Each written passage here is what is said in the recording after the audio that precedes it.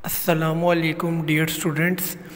जैसा कि आपको मालूम है कि कोरोना वबा की वजह से वफाकी हुकूमत ने तमाम तालीमी इदारे बंद कर दिए हैं, जिससे बच्चों का तालीमी सिलसिला मुनक़ता हो गया है। डियर स्टूडेंट्स, अब हम ऑनलाइन क्लासेस के ज़रिए इस सिलसिले को दोबारा शुरू कर रहे हैं। हम उम्मीद करते हैं कि अब आप इस सिलसिले में हमारा भरपूर साथ देंगे। आज हमारे पास मैथ में लेक्चर नंबर 1 है, जिसमें हम लोग 1.1 डन करेंगे। जी, तो 1.1 में हमारे पास फर्स्ट क्वेश्चन है बेटा, find the order of the matrix. Find the order of the matrix. हमने इन क्वेश्चंस में ऑर्डर बताना है कि इस मैट्रिक्स का ऑर्डर क्या होगा। देखिए बेटा, इस मैट्रिक्स में ये हमारे पास नंबर ऑफ रोज होती हैं और ये हमारे पास नंबर ऑफ कॉलम्स होते हैं। अब आप ये देखें कि इस क्वेश्चन में हमारे पास नंबर ऑफ रोज़ कितनी है। ये R1 है, ये R2 है। इसी तरह ही ये हमारे पास कॉलम 1 है और ये कॉलम 2 है। ऑर्डर क्या होता है बेटा? ऑर्डर में हमने total number of rows and total number of columns बताने होते हैं कि कितने हैं इस क्वेश्चन में। अब देखें, इस क्वेश्चन में हमारे पास नंबर ऑफ़ रोज़ कितनी है।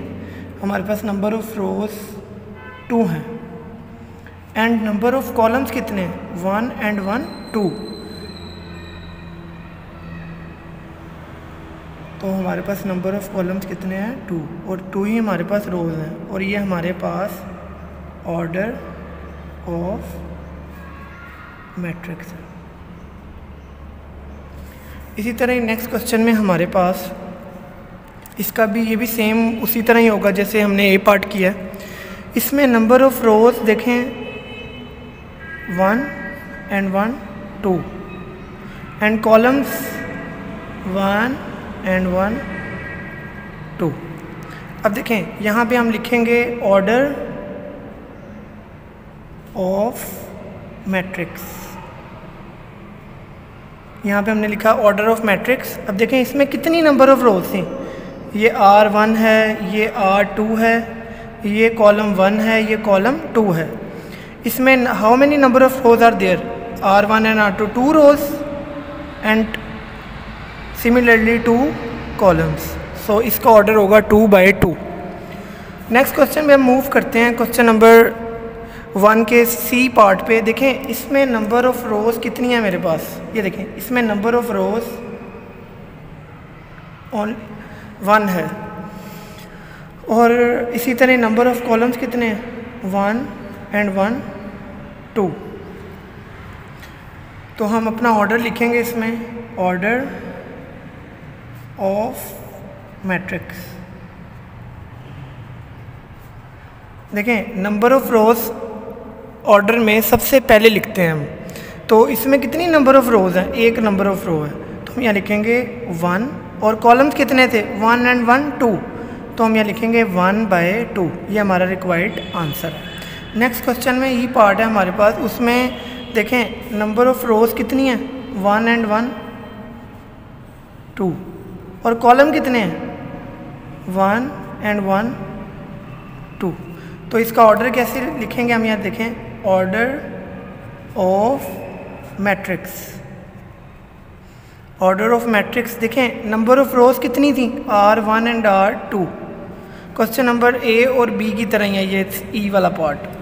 तो यहाँ लिखेंगे हम 2/2, या आप यहाँ पे भी लिख सकते हैं 2/2। ये हमारे पास आंसर आ गया। लास्ट पार्ट है हमारे पास जी। इसमें देखें नंबर ऑफ़ रोज़ कितनी है? 1 2 एंड 3 एंड सिमिलरली कॉलम्स कितने हैं? 1 2 एंड 3। सो अब मुझे ऑर्डर बताना है, तो मैं लिखूँगा यहाँ पे ऑर्डर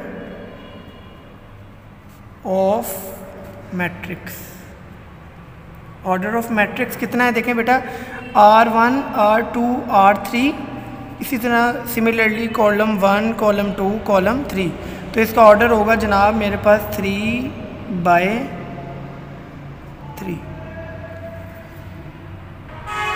जी, तो बेटा नेक्स्ट क्वेश्चन है क्वेश्चन नंबर 2, जिसमें हमारे पास डिफरेंट मैट्रिक्सेस दिए होंगे और उसमें कहा होगा, उसने पूछा होगा कि which of the following matrices are equal. हमने चेक करना है कि इनमें से कौन सा मैट्रिक्स जो है वो किस दूसरे मैट्रिक्स के इक्वल है। तो देखें, अब हमारे पास ये ए है, ए की वैल्यू है 3। अब इसमें हमने फाइंड आउट करना है कि और कौन सा मैट्रिक्स है जिसमें हमारे पास वैल्यू 3 आती है। देखें ए यहाँ पे देखें 3 है और इधर देखें c is equal to 5 minus 2। तो 5 में से अगर हम 2 माइनस करते हैं तो वो भी 3 होता है। तो हम यहाँ पे लिखेंगे a is equal to c। Simple हम लिख देंगे कि a इस मैट्रिक्स का नेम इज़ इक्वल टू जिसके इक्वल वो वाला मैट्रिक्स होगा उसका नेम हमने यहाँ पे लिख देना है। उसके बाद नेक्स्ट देखें b में देखें 3 5 और इसमें कोई ऐसा मैट्रिक्स हमने ढूंढना है, फाइंड आउट करना है जिसमें हमारे पास 3 और 5 हो। देखें आई में देखें 3 और उसका सेकंड एलिमेंट जो है 3 + 2 5। तो यहाँ पे भी 3 और 5, बी में भी 3 और 5 है एलिमेंट और आई में भी एलिमेंट जो है 3 और 5। तो हम यहाँ पे सिंपल लिख देंगे आई बी इज़ इक्वल टू आई। अब देखें नेक्स्ट हमारे पास एच है 4 0 6 2 एंड जे में देखें 2 + 2 4, 2 - 2 0, 2 + 4 6 एंड 2 + 0 2। तो इसका हर एलिमेंट जे के हर एलिमेंट के साथ मैच हो रहा है। तो हम यहाँ पे लिख देंगे H इज़ इक्वल टू जे। ये हमारे पास बेटा रिक्वायर्ड आंसर है। नेक्स्ट बेटा हमारे पास क्वेश्चन नंबर 3 है, जिसमें वो हमें कह रहा है कि find the values of A B C and D which satisfy the matrix equation. अब देखें इसमें हमने ए बी और सी और डी की वैल्यू फाइंड करनी है। इस मैट्रिक्स में जो फर्स्ट एलिमेंट है दूसरे मैट्रिक्स के फर्स्ट एलिमेंट के इक्वल होता है। इसी तरह इस मैट्रिक्स का जो सेकंड एलिमेंट है यहाँ से इस मैट्रिक्स के सेकंड एलिमेंट के इक्वल होता है। तो हम लिखते हैं ए प्लस सी फर्स्ट एलिमेंट, इस मैट्रिक्स का फर्स्ट एलिमेंट 0 है, इज़ इक्वल टू, बीच में इज़ इक्वल टू का साइन है 0। इसी तरह इसका सेकंड एलिमेंट क्या है हमारे पास बच्चों, a प्लस 2b और इस मैट्रिक्स का सेकंड एलिमेंट क्या है -7। इसी तरह similarly c - 1 is equal to 3 and 4d - 6 is equal to 2d। अब हम इसको नेम दे देते हैं। ये हमारे पास इक्वेशन नंबर 1 है, ये इक्वेशन नंबर 2 है, ये इक्वेशन 3 है एंड ये इक्वेशन 4 है। अब हम करेंगे क्या बेटा, जिस इक्वेशन को सॉल्व करना ज़्यादा इजी है उससे हम लोग जो वेरिएबल्स हैं उनकी वैल्यूज़ को फाइंड आउट कर लेंगे। देखें इक्वेशन नंबर 3 सॉल्व करना आसान है। हम यहाँ लिखते हैं फ्रॉम इक्वेशन 3। इक्वेशन 3 क्या थी बेटा हमारे पास, c - 1 इज़ इक्वल टू 3। हम यहाँ लिखते हैं c - 1 इज़ इक्वल टू 3। ये एलिमेंट यहाँ पे माइनस हो रहा है, इज़ इक्वल टू की दूसरी साइड पे जाएगा तो क्या होगा प्लस 3 + 1 इज़ इक्वल टू 4। सी की वैल्यू आ गई हमारे पास। इसको ज़रा मैं प्रोमिनेंट कर देता हूँ।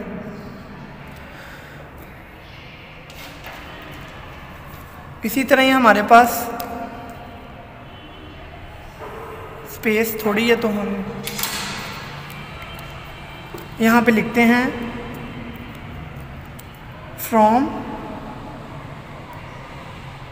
इक्वेशन 1। बेटा इक्वेशन 1 मैंने क्यों दी, देखें हमारे पास यहाँ से c की वैल्यू आ गई है तो हम इक्वेशन नंबर 1 में c की जगह पे उसकी वैल्यू रिप्लेस करेंगे तो ऑटोमेटिकली हमारे पास a की वैल्यू भी आ जाएगी। तो यहाँ से देखें a plus c is equal to 0, equation number 1 लिखी, देन उसमें c की वैल्यू रिप्लेस करूँगा। Put value of c into equation number 1, हमने 1 में इसकी वैल्यू को पुट करना है। देखें a, इस इक्वेशन में a था, सबसे पहले हमने लिख दिया a, उसके बाद c की वैल्यू बेटा हमारे पास क्या आई थी 4, यहाँ पे हमने लिख दिया 4 इज इक्वल टू 0। अब देखें ये वैल्यू यहाँ पे प्लस हो रही है, इज इक्वल टू की दूसरी तरफ जाएगी तो क्या हो जाएगी minus, a is equal to -4। अब देखें बेटा इस इक्वेशन में हमारे पास a की भी वैल्यू आ गई जो रिक्वायर्ड थी और b की भी वैल्यू आ गई है जो रिक्वायर्ड थी जी। तो बेटा अब हमें चाहिए b की वैल्यू। b की वैल्यू देखें कैसे आएगी, जब हम इक्वेशन नंबर 2 में a की जगह पे उसकी वैल्यू पुट करेंगे तो यहाँ से हमारे पास जो वेरिएबल b है वो आ जाएगा। अब देखें यहाँ पे हम लिखेंगे फ्रॉम इक्वेशन 2। इक्वेशन 2 क्या कहती है हमारे पास, a + 2b is equal to -7। हम यहाँ पे a की जगह पे उसकी वैल्यू पुट करेंगे, put value of a into equation कौन सी है हमारे पास 2। देखें a की वैल्यू हमारे पास जो थी वो थी -4, हमने यहाँ पे a की जगह पे उसकी वैल्यू रिप्लेस करनी है, -4 + 2 एज इट इज़ आ जाएगा। b की वैल्यू अननोन है क्योंकि इसे हमने फाइंड करना है तो ये एज इट इज़ लिख देंगे, इज इक्वल टू -7। ये वैल्यू यहाँ पे माइनस हो रही है, इज इक्वल टू की दूसरी साइड पे जब आएगी तो ये वैल्यू हमारे पास प्लस हो जाएगी।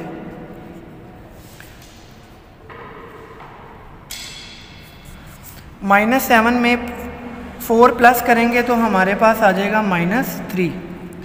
This value here multiply on the other side it will be divide. So here we are -3/2, 3 को 2 पे डिवाइड करें तो आता है हमारे पास -1.5। सो b की भी वैल्यू आ गई है। अब जस्ट हमारे पास एक ही अननोन वेरिएबल है, वो कौन सा है d। सो हमने equation number 4 from equation number 4 ले लेनी है हमारे पास, वो क्या थी 4d - 6 is equal to 2d। अब देखें ये वैल्यू यहाँ पे हम सेम फैमिलीज वाली टर्म एक साथ कर लेते हैं, हमने छोटी क्लासेस में पढ़ा हुआ है। सो ये 2d है, यहाँ पे प्लस हो रहा है, इधर आएगा d के पास तो ये क्या हो जाएगा माइनस। सिमिलरली जो कांस्टेंट -6 है यहाँ पे माइनस हो रहा है, ऑन द अदर साइड ये क्या हो जाएगा प्लस। 4d में से जब हम माइनस करेंगे 2d तो हमारे पास आ जाएगा 2d इज इक्वल टू 6। ये 2 यहाँ पे मल्टीप्लाई है, इधर आएगा डिवाइड हो जाएगा, 6 को 2 पे डिवाइड करेंगे तो हमारे पास आंसर आ जाएगा 3। सो बेटा ये हम लोगों ने चारों वेरिएबल्स की वैल्यूज़ को फाइंड आउट कर लिया है। इसी तरह इसी के बाद हमारे पास लेक्चर जो है वो फिनिश हो गया और आज हमने एक्सरसाइज नंबर 1.1 डन कर लिया।